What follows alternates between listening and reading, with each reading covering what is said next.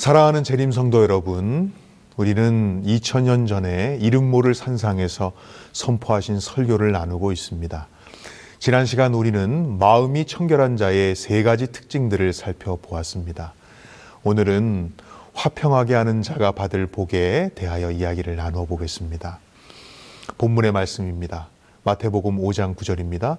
화평하게 하는 자는 복이 있나니 그들이 하나님의 아들이라 일컬음을 받을 것이며, 하나님의 아들이라는 칭호만큼 영광스러운 칭호가 있을까요? 그리 일컬음을 받을 그 복을 누리게 될 사람들은 과연 누구일까요? 화평하게 하는 자들이라고 예수님은 말씀하셨습니다. 이는 다분히 사명을 포함하는 말같이 들립니다. 화평이란 말은 헬라어로 에이레네인데 이 말은 히브리어 단어로 샬롬을 말합니다. 샬롬, 어서 많이 들어보셨죠? 그렇습니다. 이는 유대인들이 서로 인사하는 인사말입니다. 서로의 평안을 구하는 축복의 말들이죠. 화평이란 단어의 어감과 이미지는 어떤 이미지인가요? 마치 전쟁이 끝이 나고 평화가 임한 어떤 마을에 백성들은 환호하는 이미지가 여러분의 머릿속에 떠오를 것입니다.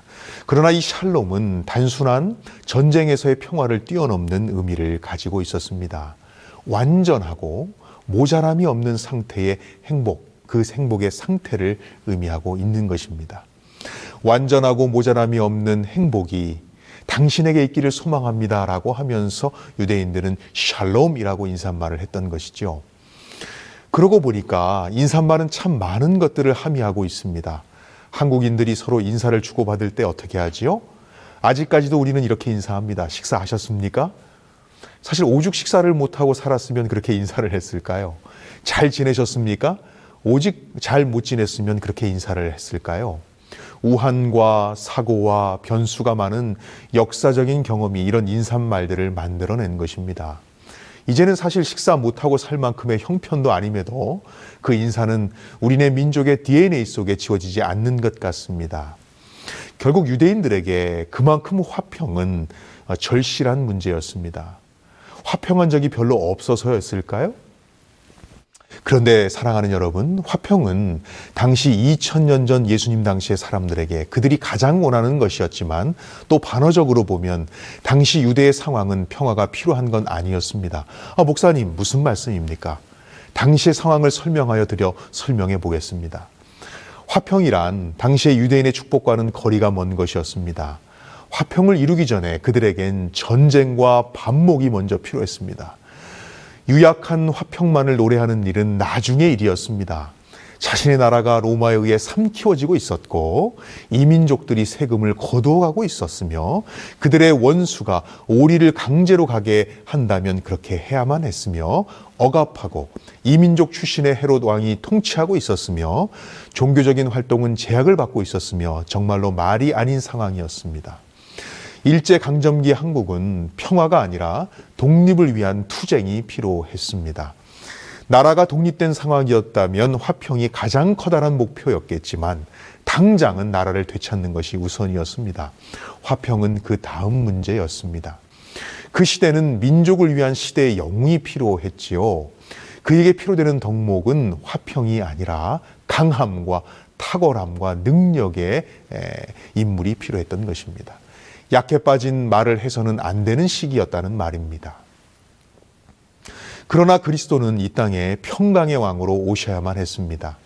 이사야는 예언을 통해서 메시아의 사명은 투쟁과 반목과 쿠데타와 데모가 아니라 화평이라고 예언하였습니다.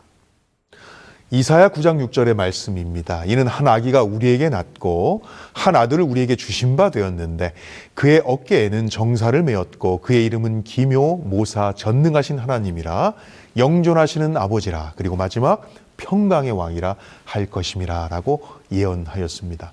오래전부터 그분의 사명은 평강이었습니다. 성경을 종합적으로 그리고 건전한 판단력을 가지고 연구한다면 이상할 것이 없는 바로 결론이었습니다. 그러나 당시의 형편과 상황이 객관적인 예언의 이해를 어둡게 하였던 것입니다.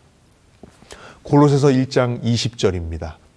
그의 십자가의 피로 화평을 이루사 만물 곧 땅에 있는 것들이나 하늘에 있는 것들이 그로 말미암아 자기와 화목하게 되기를 기뻐하심이라. 죄가 깨트린 이 땅과 하늘의 화평을 회복시키는 것이 그분의 사명이었습니다.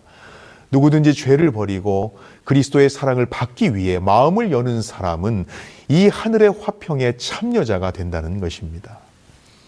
그리스도가 화평을 위해 이 땅에 오신 것처럼 그분을 따르는 제자들도 화평의 사도가 되어야 했습니다.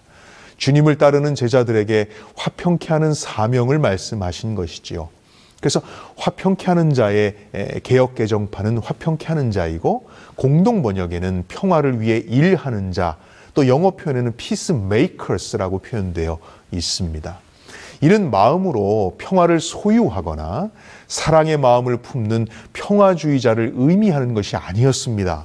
그런 생각과 마음가짐을 가지고 사는 것도 중요하지만 주님의 의도는 보다 더 강력했습니다. 적극적인 행동가의 모습을 나타내고 의도하고 있는 것입니다. 사랑하는 스승님은 그들의 제자들이 화평을 선호하고 사랑하는 사람이 되는 것에 그치지 않고 적극적인 평화를 만들어내는 사람이 되기를 바라고 계셨던 것입니다.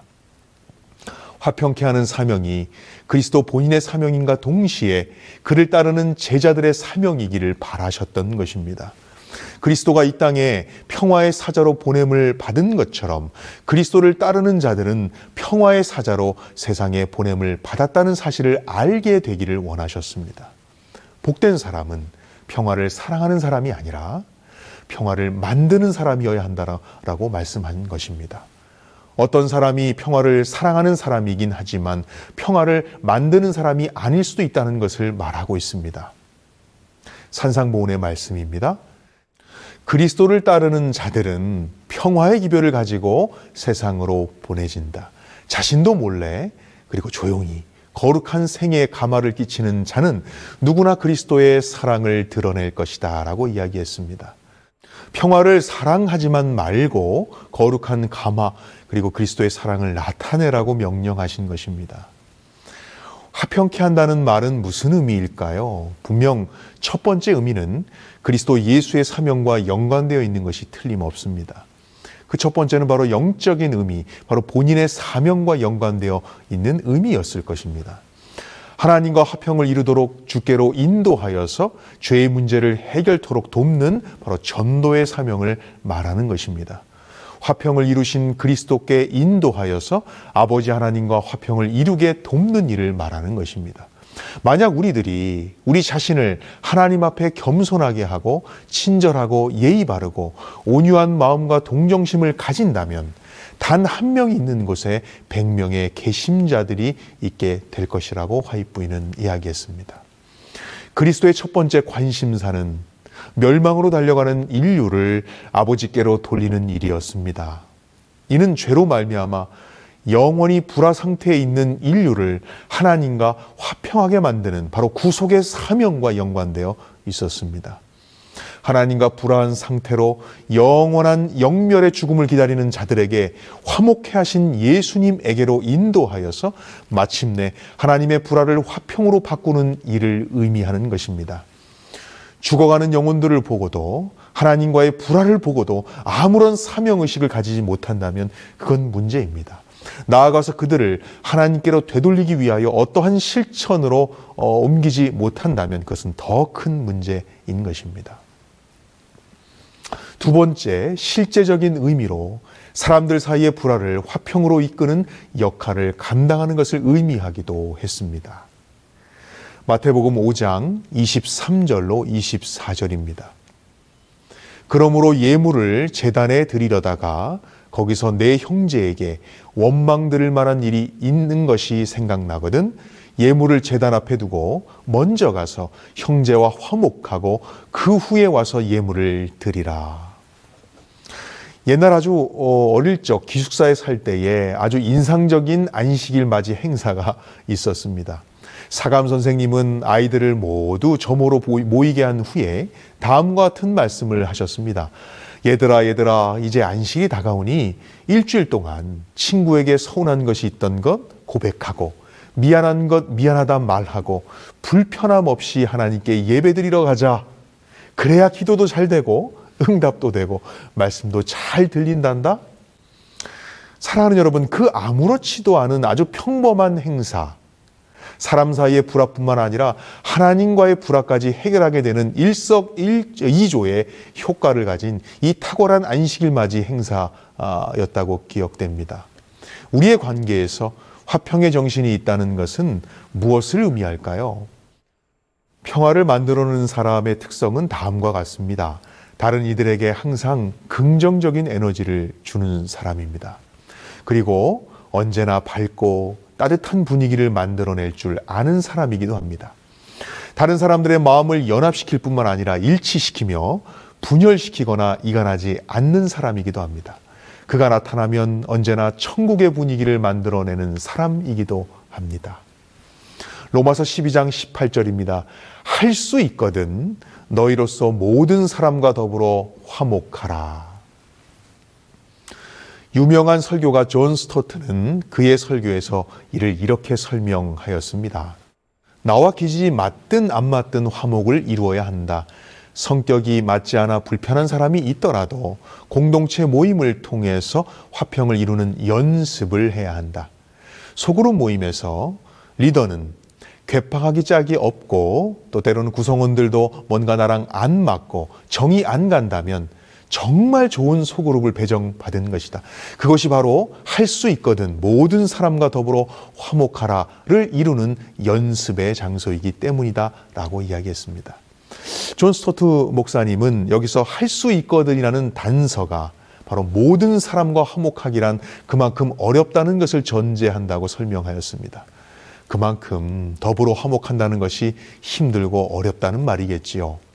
생각과 가치관이 다르다고 금방 선을 긋고 등지는 것이 인간의 본능이기 때문입니다.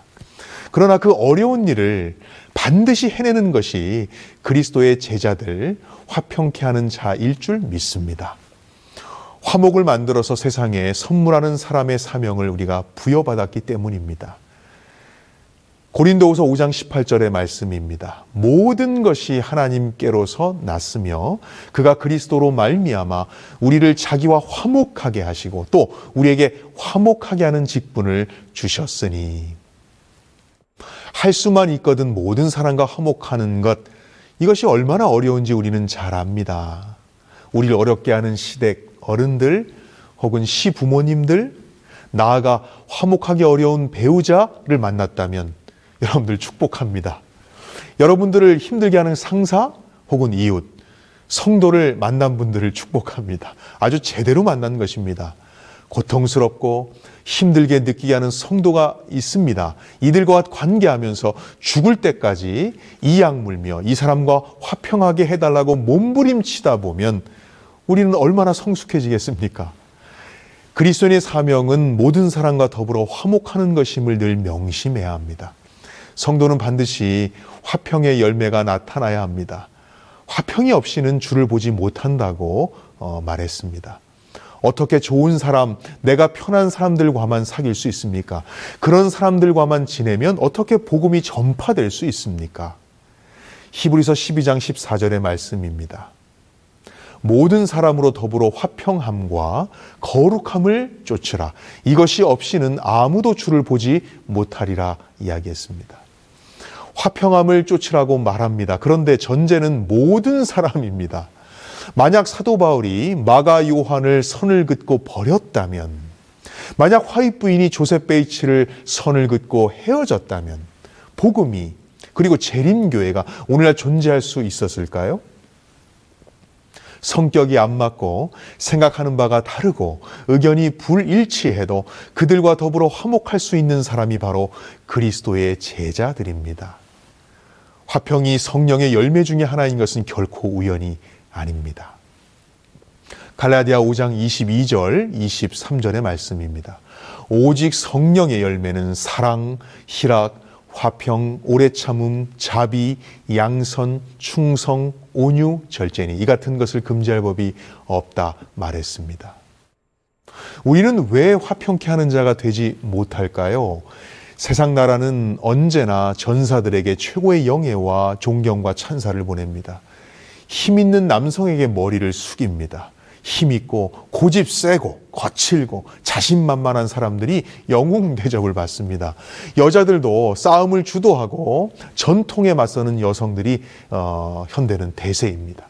우리 사회는 자신의 권리를 위해 싸우며 자신을 높이는 사람들로 가득 차 있습니다. 요한복음 12장 24절로 25절입니다. 내가 진실로 진실로 너희에게 이르노니 한 알의 밀이 땅에 떨어져 죽지 아니하면 한 알 그대로 있고 죽으면 많은 열매를 맺는다 이야기했습니다. 정말 그리스도의 생애는 한 알의 밀알이 되셨고 그리고 죽으셨습니다. 그분의 죽음은 수많은 생명을 탄생시켰습니다. 화이트부인은 이야기했습니다. 우리의 평화를 깨트리는 것은 자신에 대한 사랑이다. 자아가 살아있는 동안에는 언제나 그것이 굴욕과 모욕을 당하지 않도록 하기 위해 방어 태세를 취하게 된다. 그러나 우리가 죽고 우리의 생애가 그리스도로 더불어 하나님 안에 감추어질 때에는 무시나 경멸을 조금도 괴념치 않게 될 것이다. 비난에 대하여 귀머거리가 되고 조소와 모욕에 대하여는 소경이 될 것이다 라고 이야기했습니다. 왜 우리가 평화의 사자가 되지 못할까요? 자신에 대한 사랑 때문이라고 선지자는 말합니다. 방어 태세를 취하고 손해를 보지 않으려고 노력합니다. 그러나 밀알이 죽으면 많은 열매를 맺게 되어 있습니다. 우리의 스승님이 먼저 그 길을 보여주셨습니다. 우리가 진정 그분의 제자라면 그분이 걸어가신 길을 걸어가게 될 것이라고 믿습니다. 화평케 하는 사람들은 다음과 같은 태도를 보이는 사람들입니다. 불평을 하지 않습니다. 화평하게 하는 사람이 되기 위해서 자신의 불편함, 손의 희생까지라도 감수합니다. 부드럽고 친절한 음성의 사람입니다. 모욕과 조소를 받을 때에도 보복하지 않고 조용히 참고 기다리는 사람입니다. 고난과 악의 세력 속에서도 항상 감사하는 사람입니다. 고난을 하나님의 뜻이요 변장된 축복으로 여기기 때문입니다. 너그럽게 양보하고 관용의 정신을 베풉니다. 남이 하기 싫은 일을 먼저 선택하고 남이 하고 싶어하는 일을 양보합니다. 영국의 저명한 심리학자였던 리처드 로빈슨, 그는 이런 말을 남겼습니다. 비틀즈에는 링고가 필요하다. 비틀즈는 말이죠. 그 이름도 찬란한 존 레논, 폴 맥카트니, 조니 해리슨이 이끈 신화적인 그룹이지요. 그런데 링고스타는 누구도 기억해내지 못하는 이름입니다. 그는 기존의 드러머가 문제가 되어서 나중에야 합류하게 된 멤버이기 때문에 주목받지 못한 사람이었습니다. 늘 존 레논, 폴 맥카트니가 대립하여 싸웠습니다. 여기에 네 번째 멤버였던 링고스타까지 자신이 으뜸이 되려고 했다면 비틀즈의 후기의 명반들은 없었을 것이라고 비평가들은 평가합니다. 그래서 드러머 링고스타, 그는 가장 인기가 없었지만 가장 큰 축을 담당했던 대인배의 인성, 실력까지 겸비한 드러머라는 평가를 받았습니다. 세상은 사진의 배경이 되어줄 수 있는 묵묵한 사람, 신실하지만 티 안 내고 자리를 지켜주는 색채 없는 신실한 넘버 4, 링고스타 같은 사람 때문에 빛나는지 모를 일입니다. 비틀즈가 분열하고 싸울 때에도 그 문제를 중재하고 화평을 만들어내었던 링고스타. 화이트부인은 다음과 같이 말합니다. 그리스도를 따르는 자들은 평화의 기별을 가지고 세상으로 보내진다. 자신도 몰래 조용히 거룩한 생애에 가마를 끼치는 자는 누구나 그리스도의 사랑을 드러낼 것이다.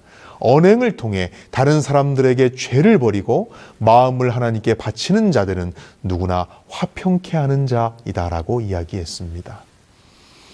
화평케 하는 자는 하나님의 아들이라는 일컬음을 받을 것입니다. 이는 축복이기보다는 자연 법칙과도 같은 것입니다. 왜 그렇습니까? 아들을 닮는 것은 아들에게 자연스러움이니까요. 이 세상에 화평의 기별을 가지고 세상에 보내지도록 화평의 사도가 되기를, 그래서 그리스도의 사랑을 드러내는 저와 여러분이 되시기를 바라며 말씀을 줄이겠습니다.